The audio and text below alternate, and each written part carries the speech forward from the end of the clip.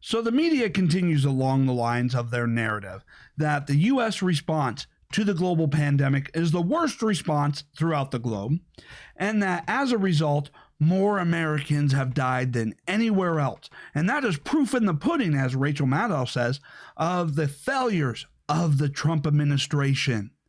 Now, of course, when you analyze the statistics, you realize that they're comparing us to countries that have a fraction of our population.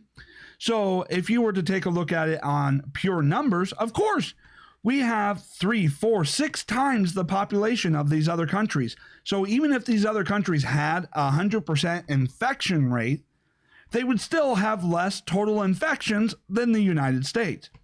Now, if you take it as a percentage of the population, well, the United States looks a lot better. So how you go about reporting the numbers, the information, and all of that really matters.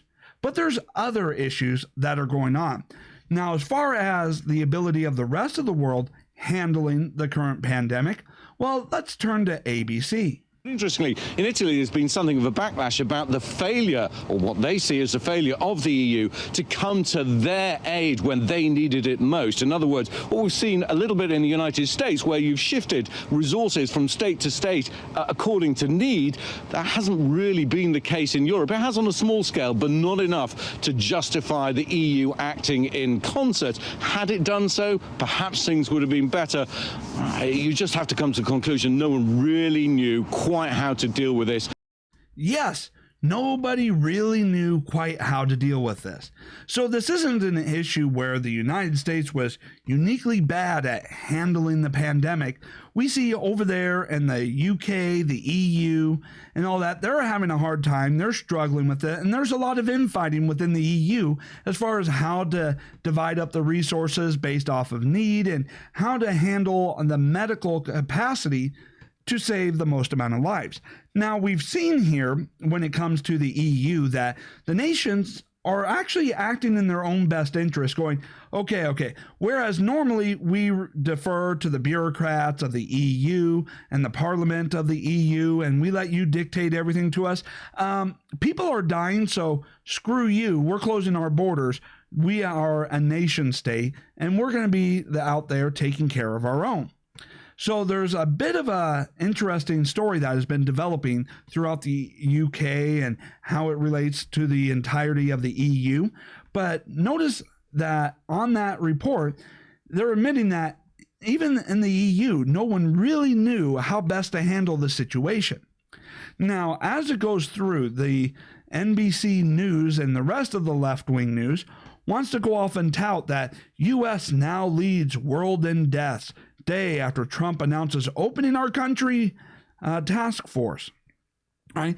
And it goes on to read, the U.S. now leads the world in coronavirus deaths, a grim milestone passed a day after President Donald Trump said that his opening our country task force would start work next week. And so the narrative that they're trying to go off is saying, hey, you didn't handle this right. You know, you were uniquely bad at this, and we're experiencing the most deaths, and you want to open up the economy? You care more about money than what you do about the lives of the American people. But is it true that the U.S. leads in coronavirus deaths? Now, if you were to look on these left-wing sites, you'll go, well, yes, these are, the reported deaths. But there's some problems with the statistics, and there are also problems with the comparison of statistics to other nations, right? So the problem with the statistics that we're getting right now is that they're including deaths that were not actually related to coronavirus.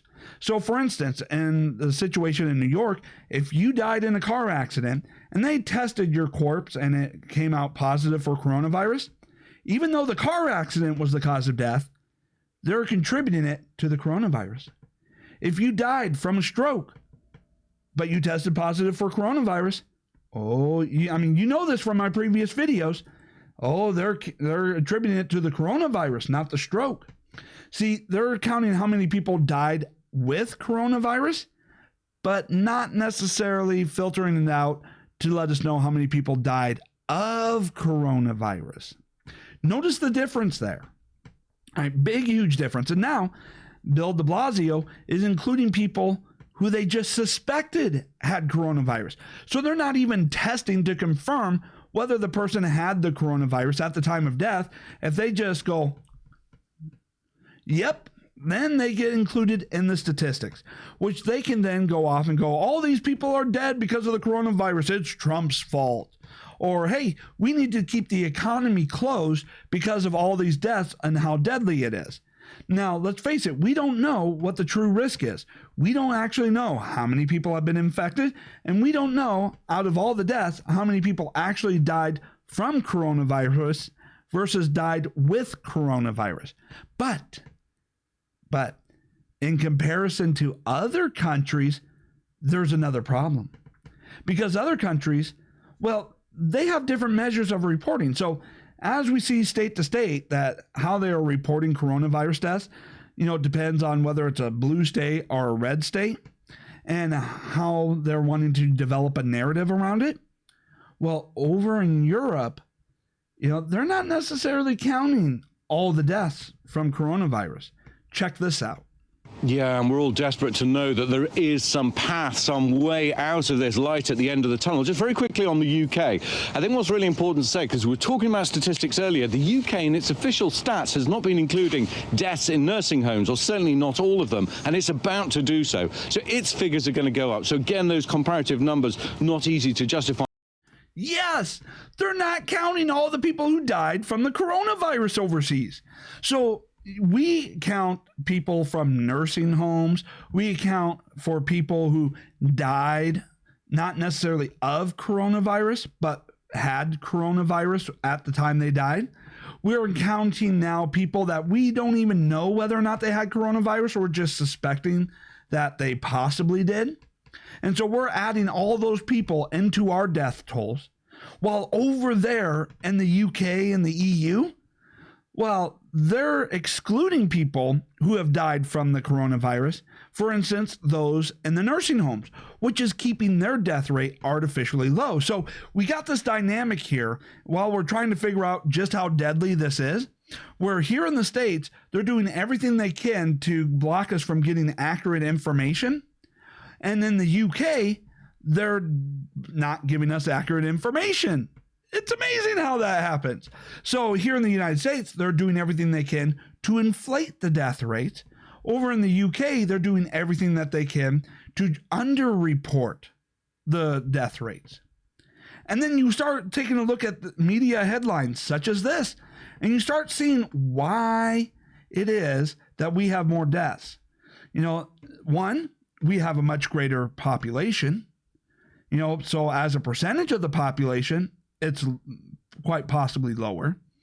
But also, we can't make the comparison because of all the manipulation of the deaths over who to include and who not to include.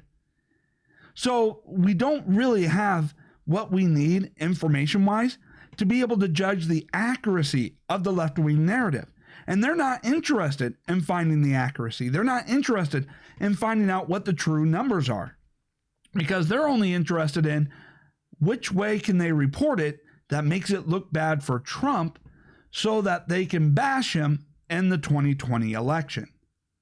So now that you see this, you got to start being careful when you just hear people throwing out a bunch of numbers without context, because context matters.